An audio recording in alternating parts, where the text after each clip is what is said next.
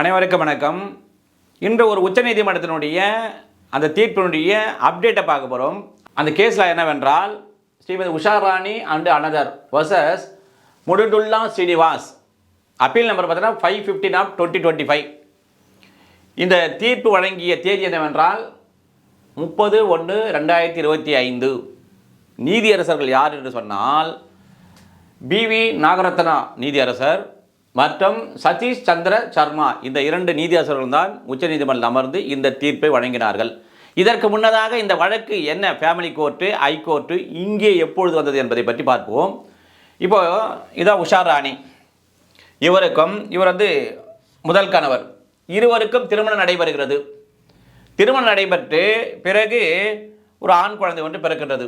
இவ்வாறு இருக்கையில் பிறகு இவரெல்லாம் பண்ணாங்க, இவர்கள் இருவருக்கும் ஏற்பட்ட ஒரு மிஸ் அண்டர்ஸ்டாண்டிங் காரணமாக பிரிந்து தனித்தனியாக வாழ்கிறார்கள். இந்த அம்மா இந்த குழந்தையோட இருக்காங்க.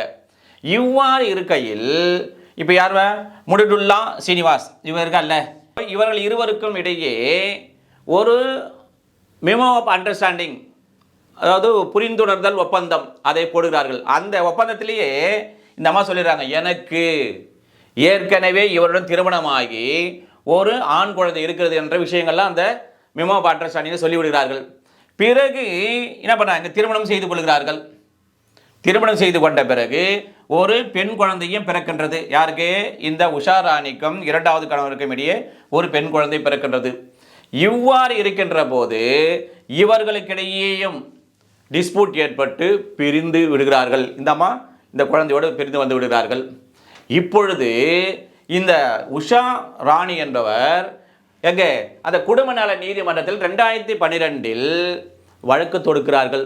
என்னவென்று, எனக்கும் என் குழந்தைக்கும் நான் இப்பொழுது இரண்டாவதாக திருமணம் செய்துள்ள கணவரிடமிருந்து பராமரிப்பு தொகை வேண்டும் என்று மனு தாக்கல் செய்கிறார்கள்.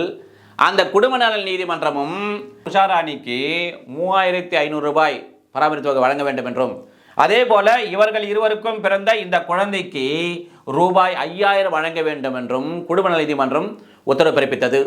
பிறகு என்ன பண்றாரு, இவர் எந்த நீதிமன்றத்தில், ஹைதராபாத் உயர் நீதிமன்றத்தில் 2017 மேல்முறையீடு செய்கிறார்.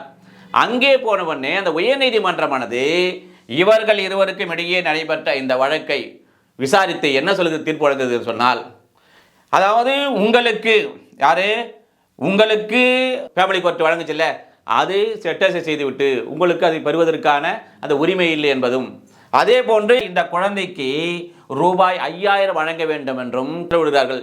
என்ன காரணத்தை வைத்து அவ்வாறு உயர் நீதிமன்றம் அந்த தீர்ப்பு வழங்கியது என்று சொன்னால், ஏற்கனவே இந்த உஷா ராணிக்கும் இந்த முதல் கணவருக்கும் இடையே நடைபெற்ற திருமணமானது சட்டபூர்வமாக விவாகரத்து பெறவில்லை. எனவே இது என்ன பண்ணுது, இவர் கணவன் மனைவியாக தான் இருந்து கொண்டிருக்கார்கள். அதனால் இந்த இரண்டாவது கணவரிடம் மெயின்டெனன்ஸ் நீங்கள் பெற முடியாது என்று இவருக்கான அந்த பராமரிப்பு தொகையை ரத்து செய்தது உயர்நீதிமன்றம். பிறகு இந்த உஷா ராணி என்பவர் உச்ச நீதிமன்றத்திற்கு வருகிறார். எனக்கு இவ்வாறு அந்த குடும்ப நல நீதிமன்றம் வழங்கிய ரூபாய் எவ்வளோ 5000 இந்த உயர்நீதிமன்றம் மறுத்துவிட்டது என்று கூறி மேல்முறையீடு உச்சநீதிமன்றம் வருகிறார்.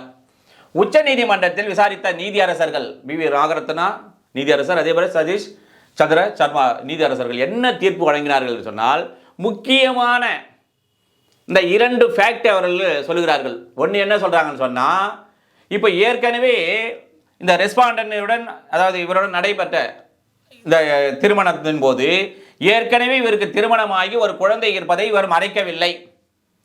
அவ்வாறு அதே போன்று இவர்கள் இருவருக்கும் இடைப்பட்ட திருமணத்தின் மூலமாக இவர்கள் தனியாக பிரிந்து இருக்கின்ற போது 125 CRPC பயன்படுத்தியோ அல்லது பிரிந்து வாழ்வதன் மூலம் இந்த எந்த விதமான அந்த இந்து மேரேஜ் ஆக்டின் படி எந்த விதமான ஒரு உரிமையும் அல்லது மெயின்டெனன்ஸும் இவரிடமிருந்து பெறவில்லை.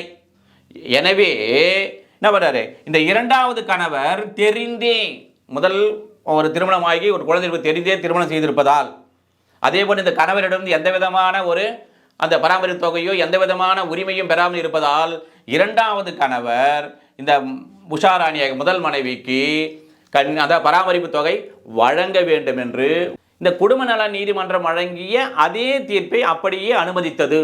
என்னவென்று, இந்த ஸ்ரீனிவாஸ் உஷா ராணிக்கு 3500 ரூபாய் பராமரிப்பு தொகை வழங்க வேண்டும் என்றும், அதே போல இவர்கள் இருவருக்கும் பிறந்த இந்த குழந்தைக்கு ரூபாய் 5000 வழங்க வேண்டும் என்றும் உச்சநீதிமன்றம் தீர்ப்பளித்தது.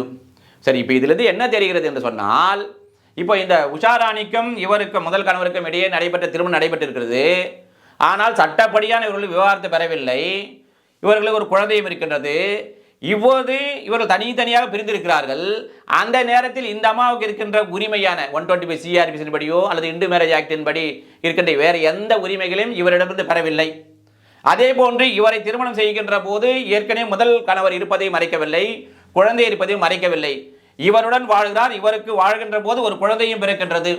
பிறகு இவர்கள் தனித்தனியாக பிரிந்து விடுகிறார்கள். இந்த சூழ்நிலையில் இரண்டாவது கணவரிடம் இருந்து இந்த மனைவியானவர் அதாவது மெயின்டெனன்ஸ் பெறுவதற்கான உரிமை உடையவர் ஆவார் என்று சொல்வதுதான் இந்த வழக்கு என்று கூறி மேலும் ஒரு லீகல் அப்டேட்டில் சந்திப்போம். நன்றி, வணக்கம்.